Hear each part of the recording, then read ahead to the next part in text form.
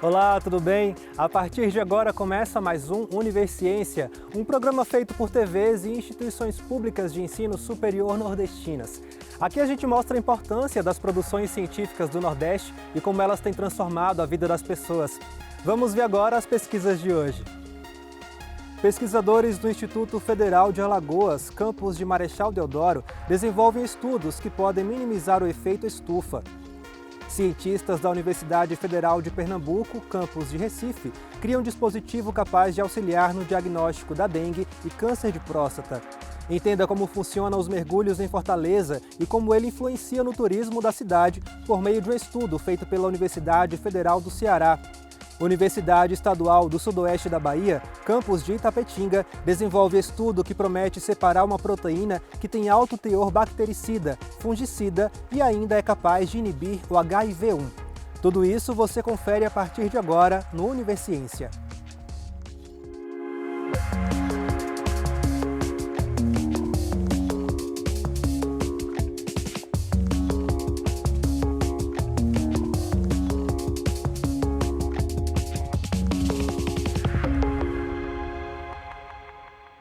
Quanto de carbono existe na Terra?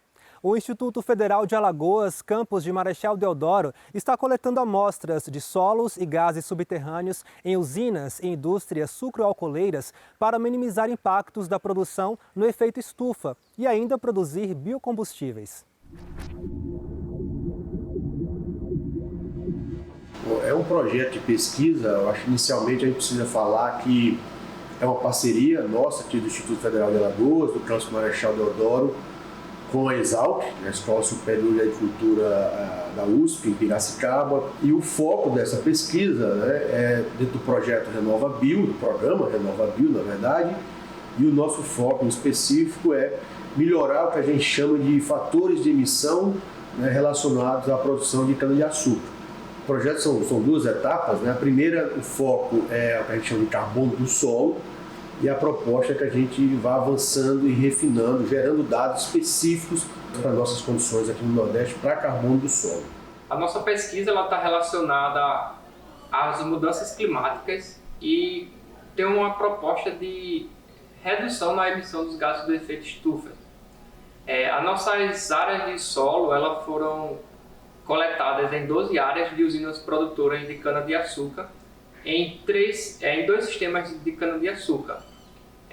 Cana-de-açúcar colhida mecanicamente e cana-de-açúcar colhida com prévia de espalha-fogo. E além disso foi colhido em vegetação nativa. Bom, esse é o solo que chega para a gente de campo, que a gente coletou em campo. Esse solo chega para a gente úmido, com resto de raízes, cascalhos e outras coisas. Então a gente precisa secar esse solo, que a gente seca com esse papel ou em bandejas plásticas mesmo. A gente coloca o solo sobre essas bandejas, sobre o papel, espera secar. Quando ele está seco, a gente passa em peneiras para remover todo aquele resto de raízes de cascalho que eu havia falado.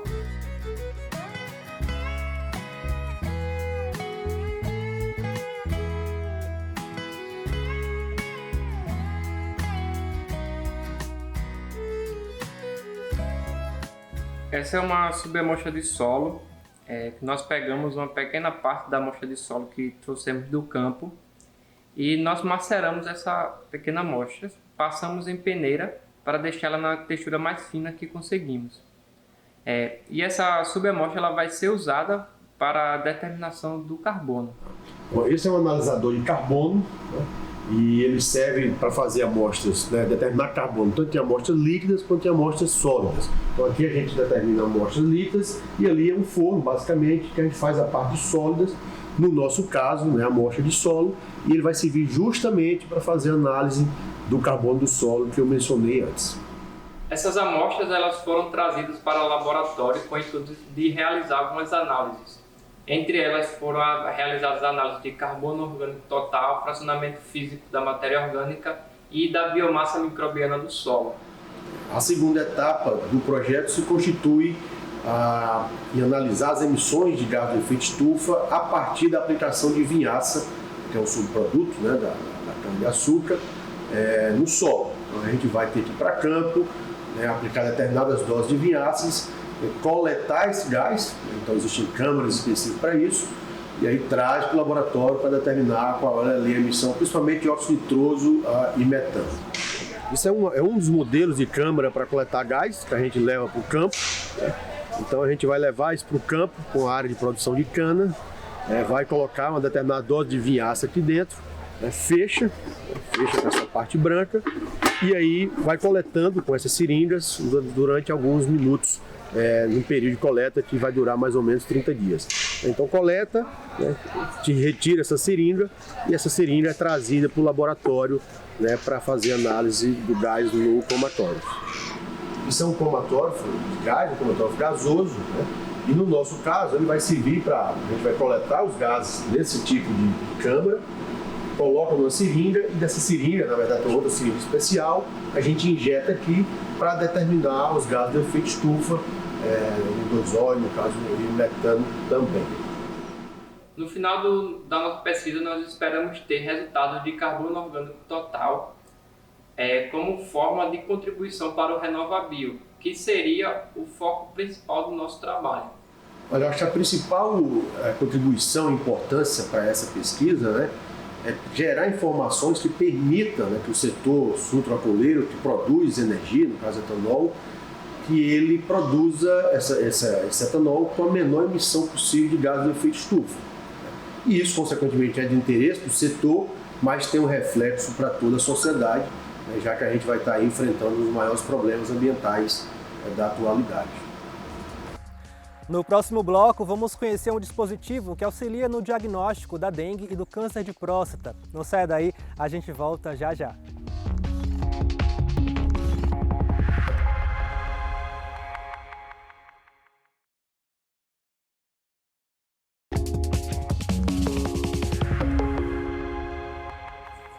A demanda das indústrias farmacêuticas e de alimentos por biocompostos ativos é crescente e as técnicas de separação desses compostos são muito eficientes por meio da técnica de cromatografia de afinidade. Pensando nisso, pesquisadores da Universidade Estadual do Sudoeste da Bahia, campus de Itapetinga, desenvolveram uma coluna capaz de separar uma proteína que tem alto teor bactericida, fungicida, antitumoral, inseticida e ainda é capaz de inibir as enzimas do HIV-1. Tudo isso através da lectina, que se encontra na banana. Entenda mais sobre essa pesquisa agora.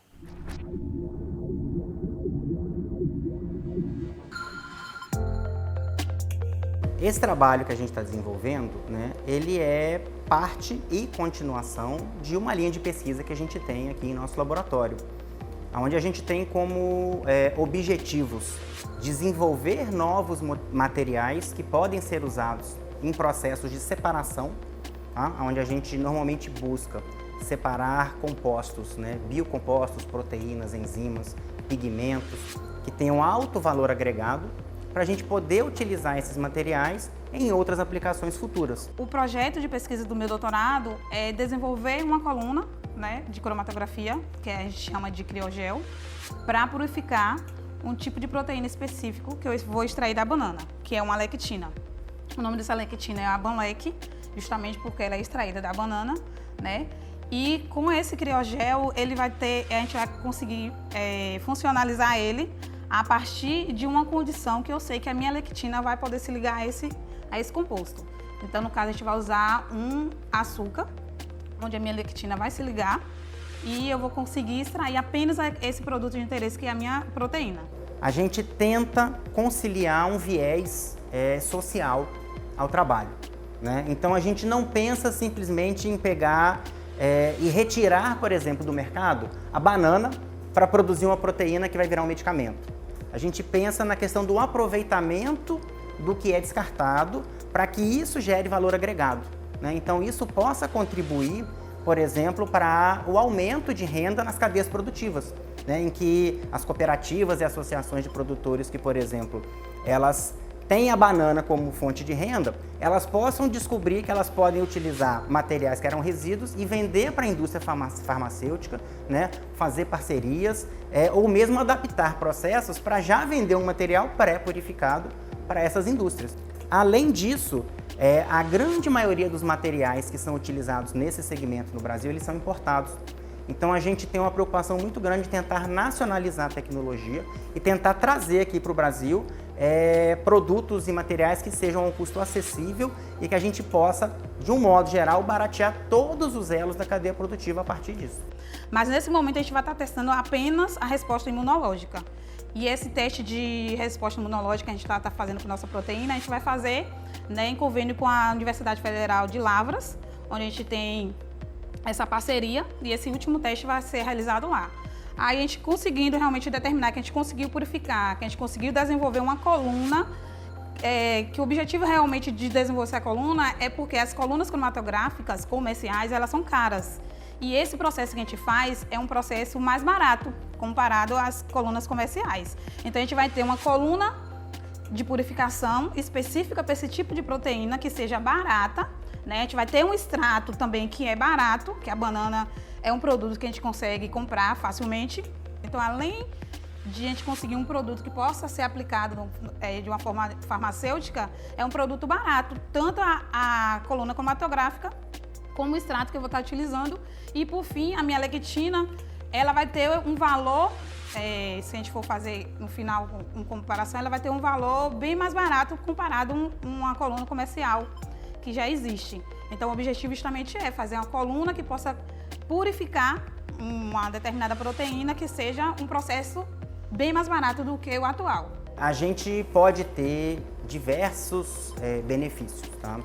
Desde o uso direto dessa proteína, né, em formulações. A gente pode pensar, por exemplo, se ele tem uma função antimicrobiana, ele pode ser utilizado na formulação de alimentos, ou ele pode ser utilizado na formulação de embalagens como um antimicrobiano natural, em substituição a antimicrobianos sintéticos que existem. A gente pode pensar na formulação de medicamentos que tenham princípios baseados em extratos naturais. É um bom material expectorante, pode ser usado no desenvolvimento de materiais para combate de remédio para tosse. Ele pode ser usado também em atividades mais finas, né, de química farmacêutica mais fina, que seriam etapas subsequentes. A gente está purificando, a gente está conseguindo juntar, né, uma quantidade boa que a gente possa estar fazendo os testes imunohematológicos. Aí, por enquanto, a gente só está na parte de purificação mesmo. Aí, depois da purificação, que a gente conseguir uma quantidade razoável para a gente fazer o teste, a gente vai para a etapa final, que é o teste imunohematológico. Inclusive, um novo material que ainda não existia. Então, ele já é possivelmente um produto em que a gente vai pedir uma patente. A gente fez ele, a gente caracterizou ele de maneira física e química. A gente verificou que ele tem a capacidade realmente de reter a proteína que a gente tem interesse. Então, essa foi a primeira etapa. A próxima etapa que a gente está trabalhando é obter um segundo produto, que é um extrato purificado dessa proteína.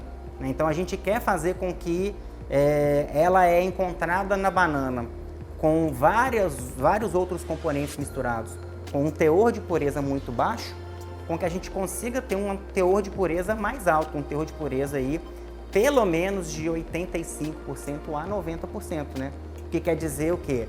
Que do material final que a gente vai obter, toda a matéria seca que a gente vai obter, ela 85% vai ser essa proteína especificamente.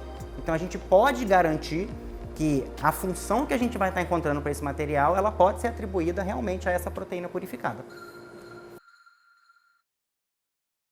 Cientistas da Universidade Federal de Pernambuco, campus de Recife, desenvolveram testes rápidos portáteis de alta sensibilidade com o uso de biosensores que auxiliam no diagnóstico da dengue e do câncer de próstata. Vamos conferir.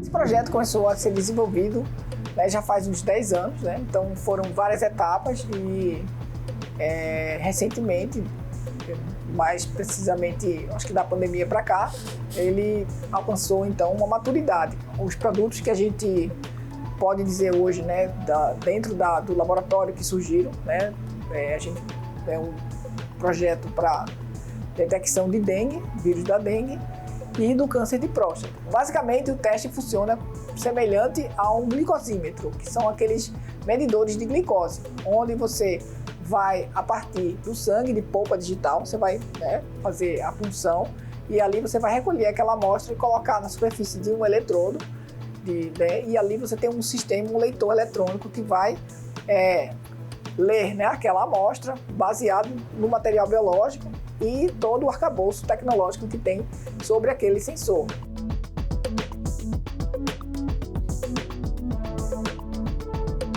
Da mesma forma que aquela tira que a gente tem no sensor de glicose, aqui a gente tem esses eletrodos que a gente modifica com nanomateriais e é aqui que a gente vai depositar a amostra biológica.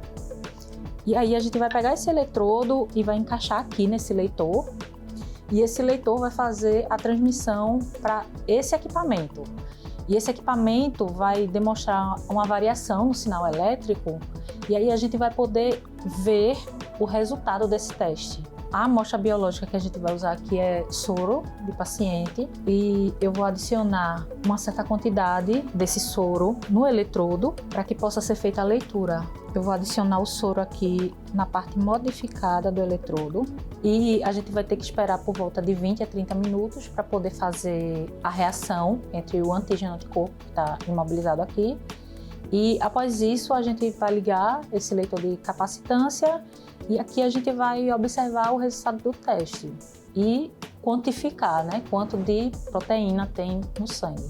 A nossa ideia é que no futuro a gente possa desenvolver um leitor em miniatura, como o leitor de glicose, que as pessoas possam utilizar em casa ou que possam ser utilizados no consultório médico ou em emergências. No caso específico do câncer de próstata, ele vai permitir um diagnóstico mais ágil, mais rápido, uma vez que permite, através de uma amostra de soro. Um teste será portátil, então com isso o indivíduo vai colocar lá uma gota de sangue e vai ter o resultado em torno de 10 a 15 minutos. Então, esse é o tempo para você processar e o resultado será quantitativo. É um biosensor que vai quantificar os níveis por exemplo, do antígeno prostático. Quanto mais elevado, não é? É um exame de triagem, então significa dizer que existe uma possibilidade, né, de ele ter um câncer. Então, você vai fazer os exames complementares para avaliar isso. No caso da dengue, o nosso protótipo ele tem a vantagem de ser também uma tecnologia portátil, uma tecnologia quantitativa, que aí vai ver a quantidade de proteínas que são expressas pelo vírus. Então, no caso de um estágio que pode evoluir para uma dengue hemorrágica, você vai poder antever esse aumento, né, pela expressão do vírus em uma carga viral maior. Então, é possível que você consiga aí administrar, né, uma terapia com muito mais eficácia.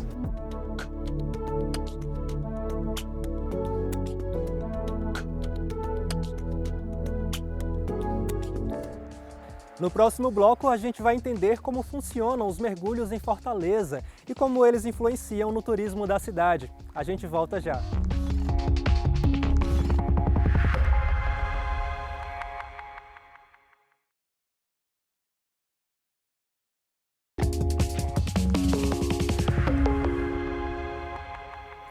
Bem perto da orla de Fortaleza, é possível encontrar um verdadeiro berçário da vida marinha. É o Parque Estadual da Pedra da Risca do Meio. Lá, há décadas, a Universidade Federal do Ceará realiza pesquisas em diferentes áreas. E agora você vai conhecer um estudo sobre a atividade do mergulho no local e como ele influencia no turismo da cidade. O Parque da Risca do Meio, se você analisar o estado do Ceará, né, que ele fica no que a gente chama de região equatorial do Brasil, ele é a única unidade de conservação submarina, totalmente submarina, né? Ele fica entre 18 e 30 metros de profundidade.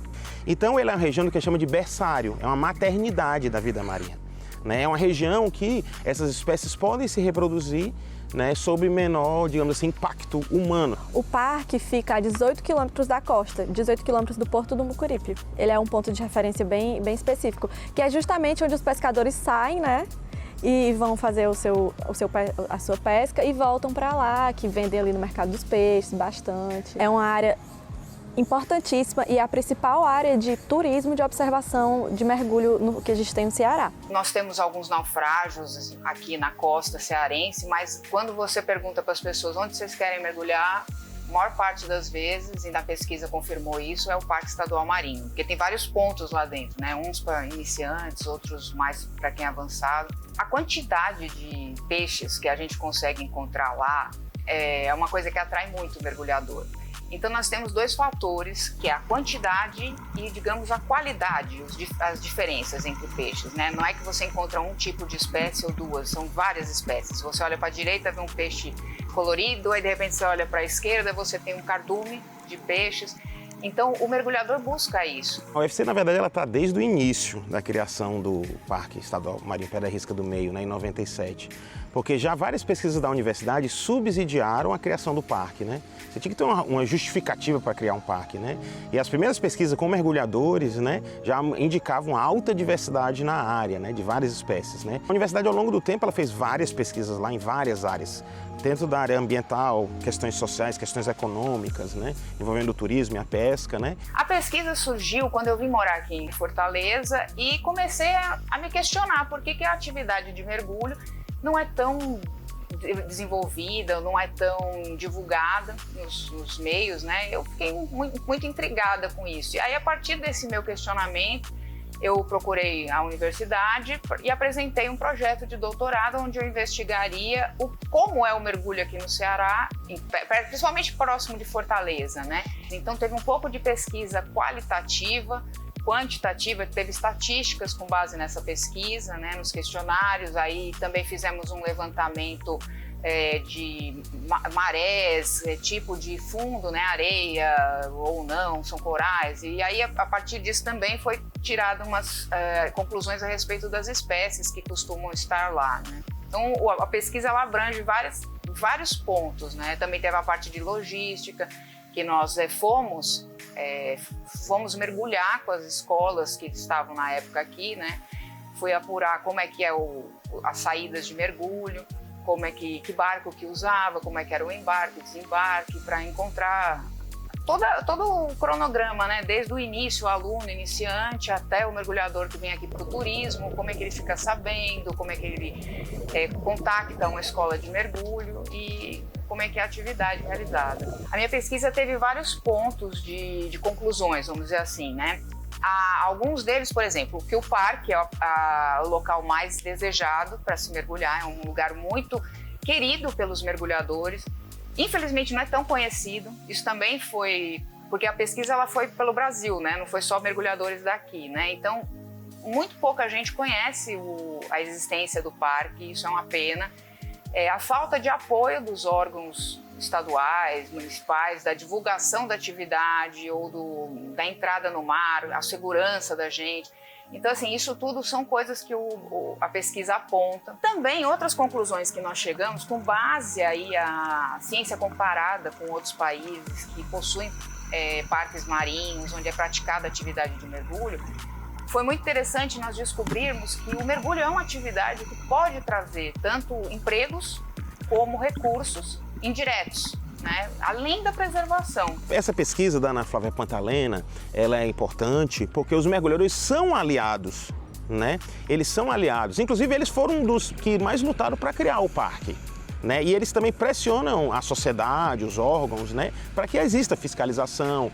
Eles ficam relatando os problemas que tem lá, os pontos positivos, que levam à formação de mais mergulhadores, de mais pessoas apaixonadas pelo mar, né? Eu espero que com o passar dos anos aí tenha mais interesse da população pelo parque, mais respeito pelas atividades praticadas no parque e mais empenho em cuidar desse recurso, né? Tem muita coisa bonita lá, muita coisa única, e se a gente não cuidar agora, talvez as próximas gerações não consigam ter o prazer de ver o que a gente vê hoje.